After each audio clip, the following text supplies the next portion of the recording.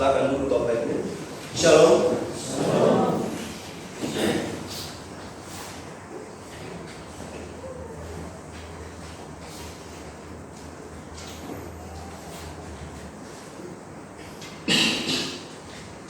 Saya ajak Bapak Ibu untuk membuka firman Tuhan dari Ibrani pasal 11 ayat 1. Ibrani pasal 11 ayat 1.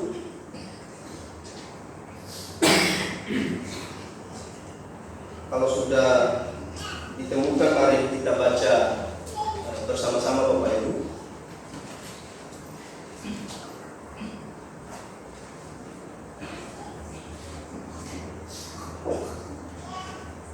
Satu, dua, ya. Iman adalah dasar dari segala sesuatu yang kita harapkan dan bukti dari segala sesuatu yang tidak kita lihat. Sekali lagi saya bacakan. Iman adalah dasar dari segala sesuatu yang kita harapkan dan bukti dari segala sesuatu yang tidak kita lihat.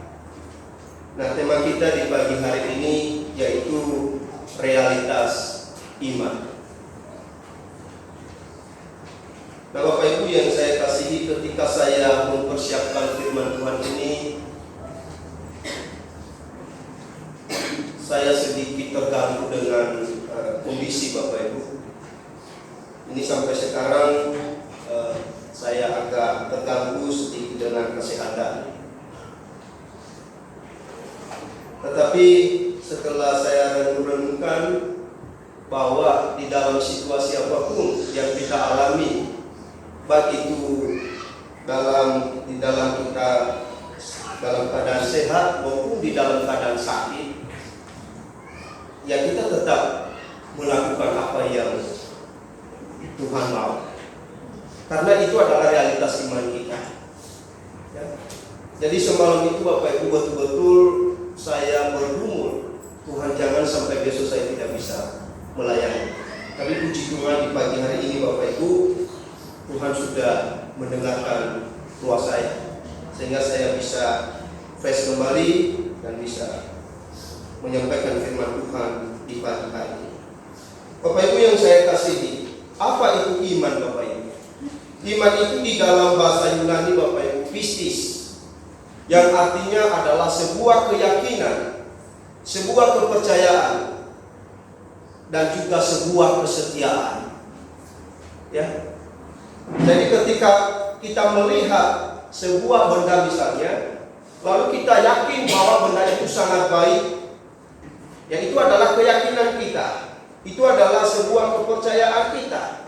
Ketika kita melihat sebuah barang, maka kita yakin bahwa barang itu sangat baik. Nah, itu adalah keyakinan kita. Nah, Bapak Ibu yang saya kasihi, iman memiliki satu ciri esensial, yakni mempercayakan diri sepenuhnya kepada sesuatu objek. Ya, walaupun objek tersebut Bapak Ibu tidak kelihatan dan belum terbukti melalui pembuktian secara empiris. Ya, jadi iman itu Bapak Ibu memiliki ciri esensial, yaitu mempercayakan diri kepada sebuah objek yang belum kelihatan. Nah, Bapak Ibu yang saya kasihi, ketika Bapak Ibu memilih sebuah universitas, maka Bapak Ibu tentunya mempercayakan bahwa universitas itu sangat baik untuk Bapak Ibu kuliah di sana. Ya, jadi artinya bahwa kita mempunyai keyakinan dan akhirnya kita mempercayakan diri untuk bisa kuliah di universitas tersebut. Nah, itu adalah contoh dari iman.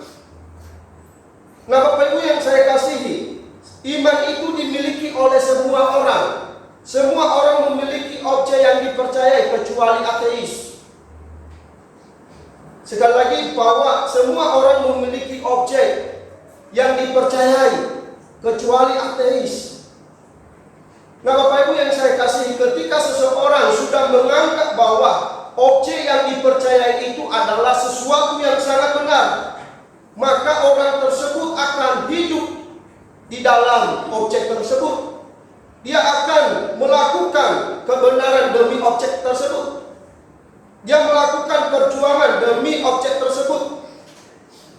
Nah, Bapak Ibu yang saya kasihi, sama ketika kita melihat barang misalnya, menganggap bahwa barang itu begitu berkualitas, maka apapun ketika kita sudah menganggap bahwa barang itu sangat cocok buat saya, sangat berkualitas, maka pastinya kita akan melakukan hal apapun untuk mendapatkan barang tersebut.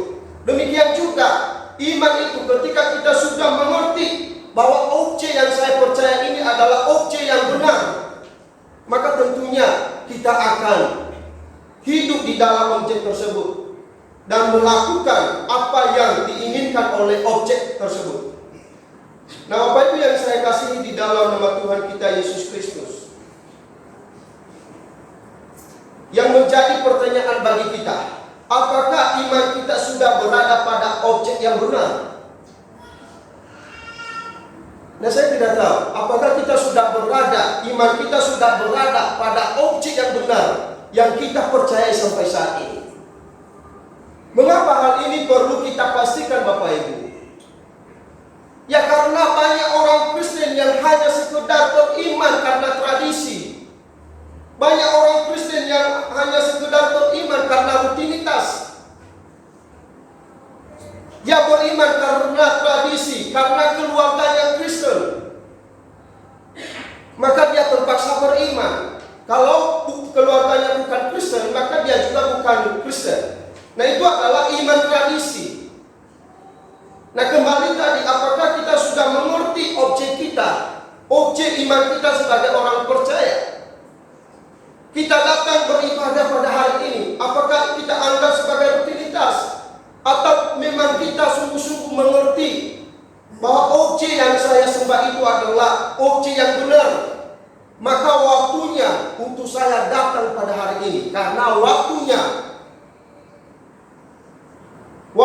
Tuhan untuk kepentingannya, bukan kepentingan saya.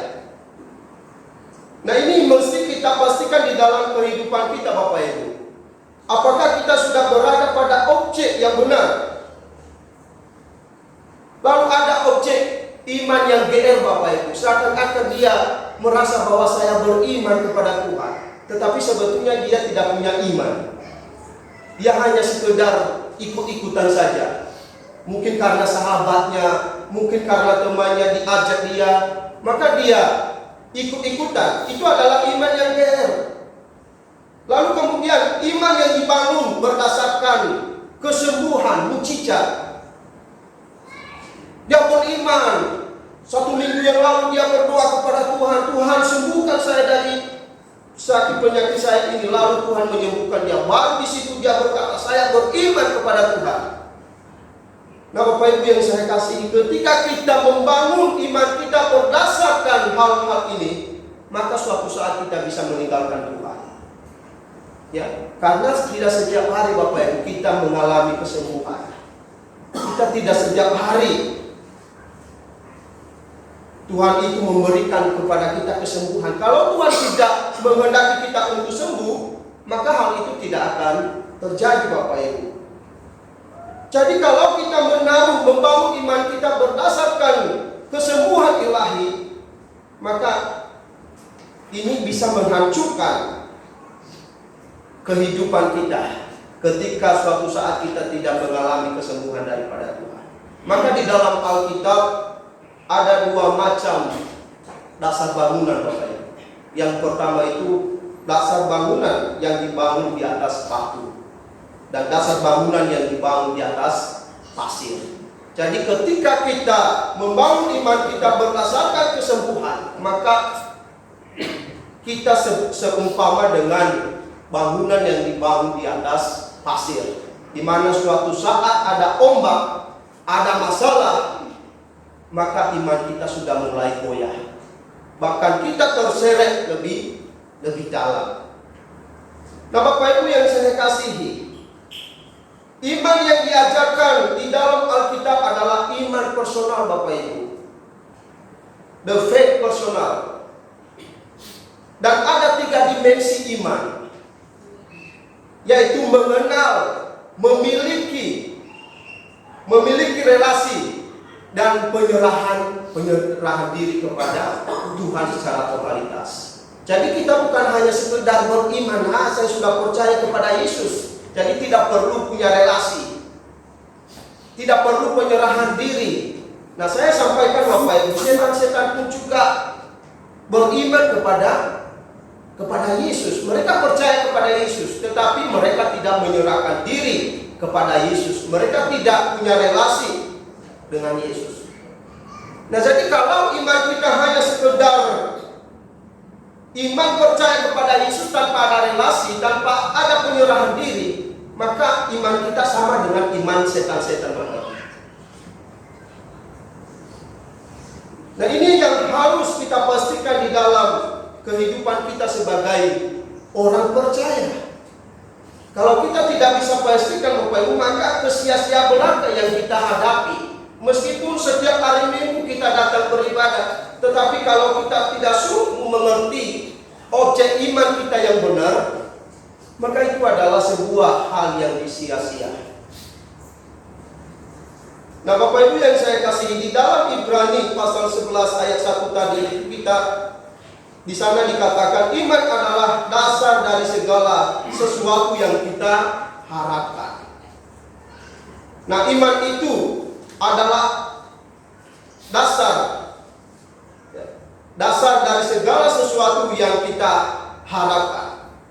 Bukan hanya harapan untuk memperoleh kesembuhan, kekayaan dan lain sebagainya, tetapi harapan untuk keselamatan jiwa kita.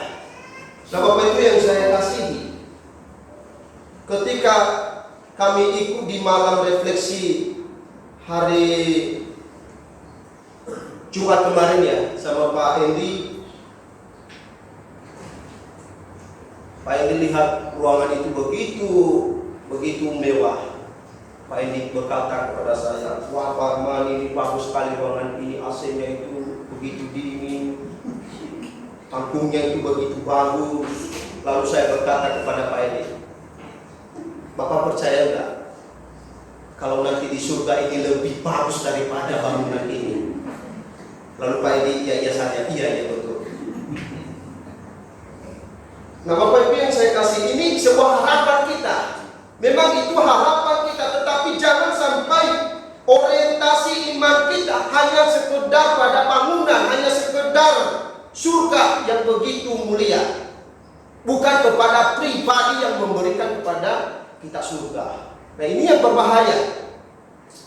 Ya, jadi iman kita itu tidak bisa dibangun berdasarkan sesuatu yang yang mudah laku, Bapak Ibu. Tetapi kita harus membangun iman kita itu kepada pribadi yang adalah sumber dari segala-galanya, sumber dari keselamatan jiwa kita. Nah, siapa sumber pengharapan kita sebagai orang percaya, Bapak Ibu? Siapa yang menjamin pengharapan itu kepada kita? Yaitu Yesus Kristus. Satu-satunya pengharapan, bahkan sumber pengharapan bagi kita, Bapak Ibu. Nah, Bapak Ibu yang saya kasihi, ketika Pak Jokowi misalnya undang kita ke istana, lalu kita dengan pedenya kita berkata, "Wah, saya senang sekali nanti saya datang ke istana Pak Jokowi." Kita sudah bayang-bayangkan saya nanti menikmati suasana istananya Pak Jokowi. Tetapi kita tidak percaya kepada Pak Jokowi. Kita tidak punya relasi kepada Jokowi. Kita tidak memberitahukan kepada Jokowi. Lalu kita seakan-akan, wah itu nanti sudah Pak Jokowi kan sudah undang saya, jadi saya bisa nikmati nanti sepuasnya itu. Nah, Bapak Ibu yang saya kasihi, jadi kalau kita hanya membangun iman kita pada sebuah objek, bukan kepada pribadi Yesus Kristus, maka itu adalah kesia-siaan belaka. Kalau kita hanya membangun iman kita berdasarkan benda-benda yang begitu berharga, begitu mulia, bukan kepada pribadi Yesus, maka itu adalah sebuah kesia-siaan belaka yang kita alami. Nah, Bapak Ibu yang saya kasihi di dalam nama Tuhan kita Yesus Kristus, Iman kepada Yesus tidak boleh separuh Bapak Ibu. Harus utuh. Tidak boleh beriman kepada Yesus hanya sekedar menginginkan surga. Jangan hanya beriman kepada Yesus hanya sekedar menginginkan mukjizat, hanya sekedar menginginkan berkat. Jangan, tapi harus kita beriman seutuhnya kepada pribadi Yesus.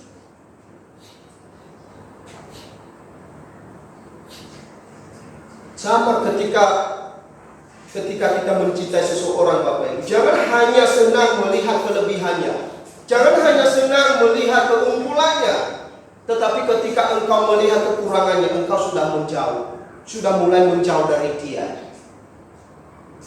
Ya Bapak Ibu yang saya kasih, karena realitas iman kita di tengah-tengah dunia ini tidak selalu mulus Bapak Ibu. Masalah demi masalah yang justru kita hadapi di tengah-tengah dunia ini.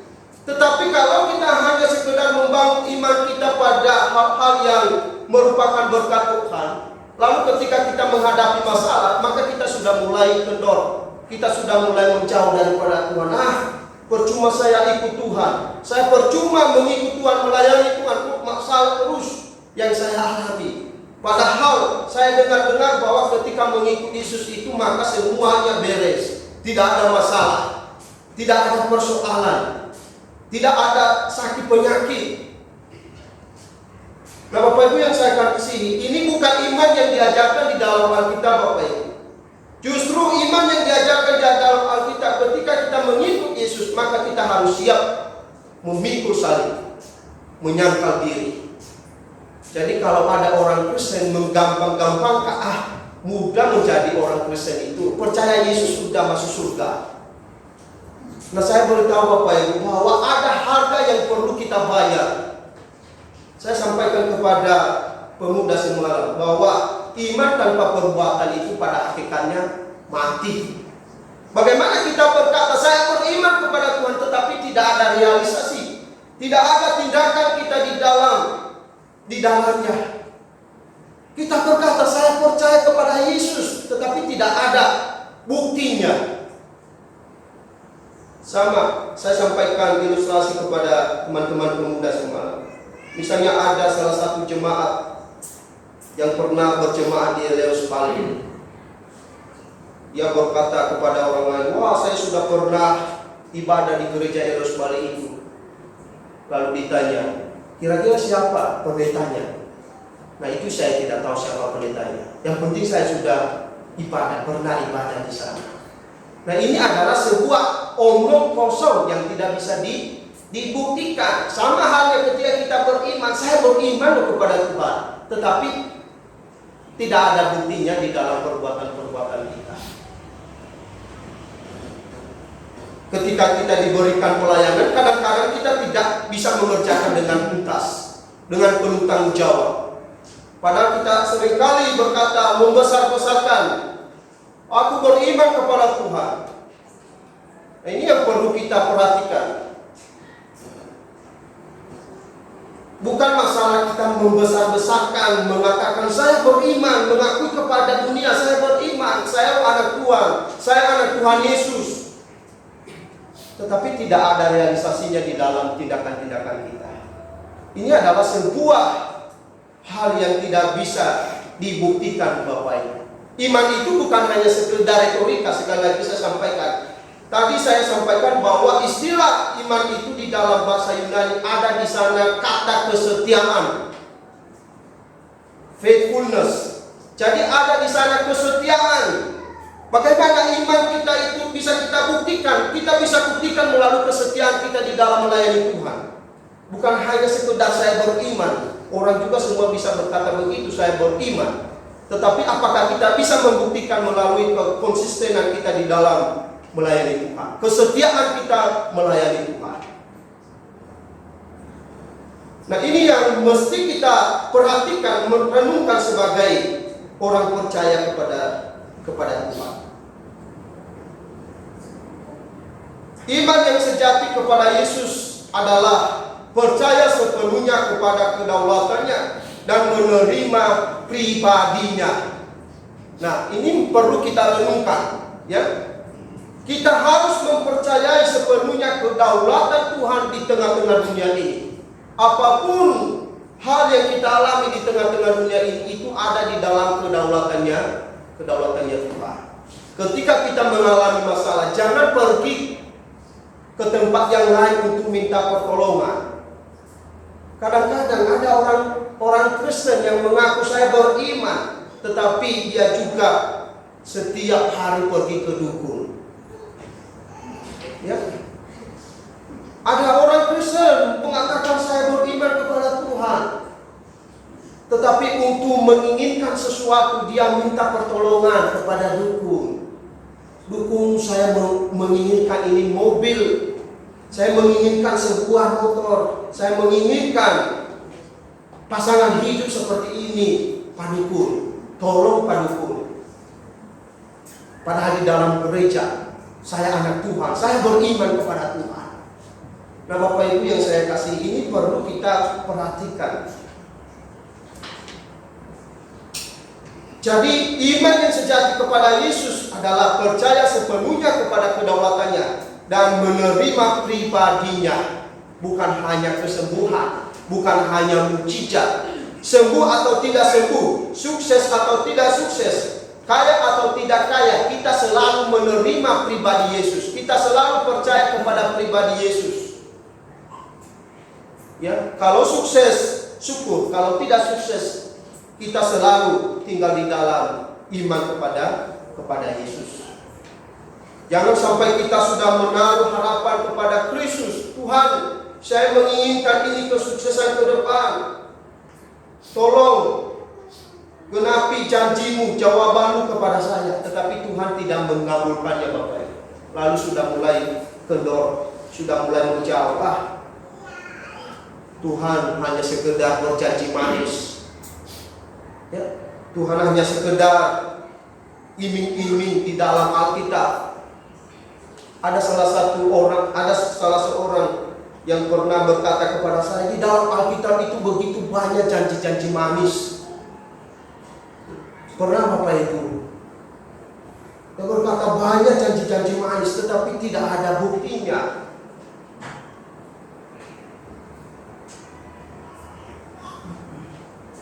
Saya berharap bahwa kita tidak, di antara kita yang sudah hadir pada saat ini, tidak ada statement begitu.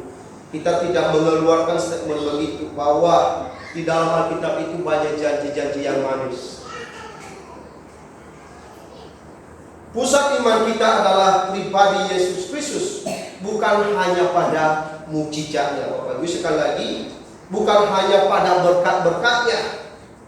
Memang kita selalu bersyukur atas hal itu, tetapi tidak boleh kita jadikan sebagai landasan kita. Ya, sebagai landasan kita untuk menjadikan dia sebagai Tuhan. Ya. Dia tetap Tuhan. Mau ada mukjizat, mau ada kesembuhan, dia tetap Tuhan. Jadi kita harus tetap yakini bahwa dia tetap Tuhan. Mau dia menyembuhkan kita, mau dia memberkati kita pun, dia tetap Tuhan. Jadi jangan sampai hal ini tergeser. Nah, jadi Bapak Ibu yang saya kasihi, banyak murtadin yang bertobat karena mukjizat Bapak Ibu ya. Kalau kita lihat di YouTube itu banyak murtadin yang bertobat karena mukjizat. Lalu tidak lama kemudian, setelah dia tidak menikmati mukjizat, dia mualaf. Ya, dia mualaf. Ada artis itu. Alasannya kenapa dia pindah kembali ke agama dulunya, karena tidak ada yang mendoakan ibunya kalau nanti ibunya meninggal dunia. Ya, ini adalah iman yang tidak benar Bapak Ibu. Jadi ketika kita sudah membangun iman kita pada objek yang benar, pada pribadi Yesus yang benar, maka dalam situasi apapun hidup kita tetap teguh di dalamnya. Itulah bangunan yang dibangun di atas dasar yang kokoh, di atas batu. Apapun itu masalahnya, apapun ombak yang menghantam, tetap berdiri kokoh di dalam di atas dasar yang kuat. Nah, ini adalah iman yang benar. Ketika kita mengakui pribadi Yesus satu-satunya pengharapan dalam segala aspek kehidupan kita, maka realitas iman kita pun juga harus tertuju kepadanya. Ya, sekali lagi bahwa ketika kita mengakui pribadi Yesus satu-satunya pengharapan hidup kita, maka jangan sampai ada pengharapan di luar Yesus lagi. Jangan jadikan uang, harta sebagai pengharapan satu-satunya di dalam kehidupanmu. Jangan jadikan kesuksesan satu-satunya pengharapan di dalam kehidupanmu. Kalau engkau mengakui Yesus satu-satunya pribadi, satu-satunya pengharapan dalam segala kehidupan.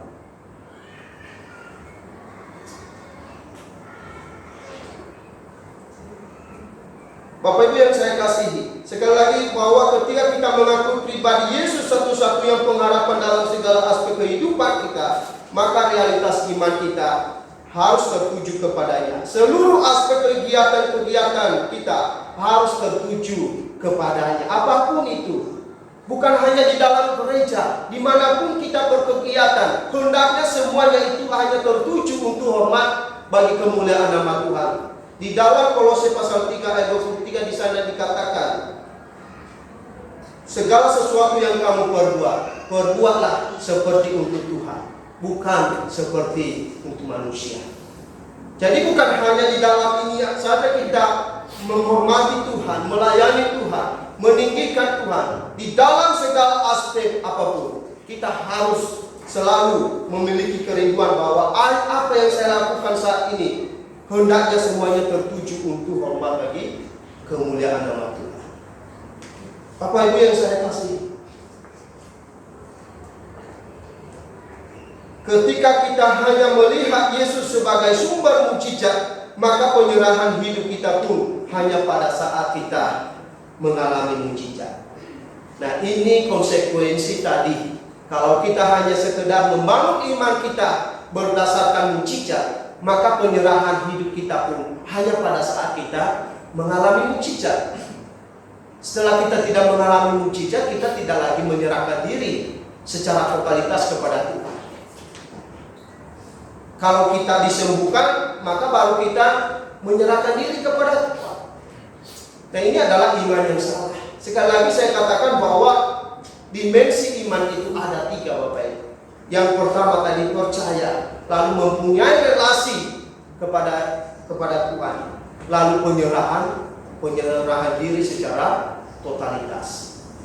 Jadi mari kita merenungkan hal ini. Apakah kita sudah ada pada objek iman yang benar, atau memang kita mempunyai iman tradisi, iman rutinitas, iman yang GR, atau iman yang dibangun berdasarkan kesembuhan, mukjizat, berkat-berkat Tuhan. Jadi mari kita berhikmat.